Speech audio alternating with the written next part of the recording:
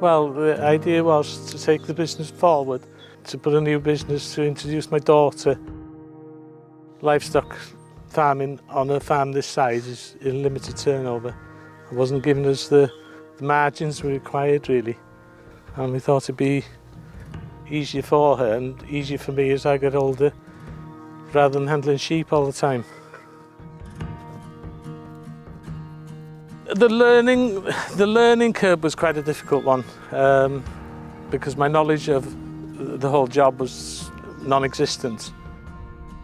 But through Farming Connect, we were able to get the education we needed with the sprays, etc. Cost make it quite difficult, really. But we've spread it out because the returns, it's not a quick return on it. You're probably looking at 5 years before you show a decent return on your investments.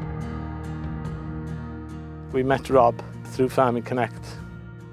You know, Rob's been the lifeline for us, really.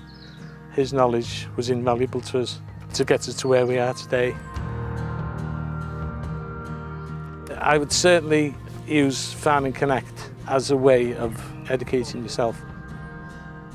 Well, the plans for the future is to encourage people onto the farm, to enjoy the view of the Vale of Clwyd here, the ambience of the vineyard, and purchase our product.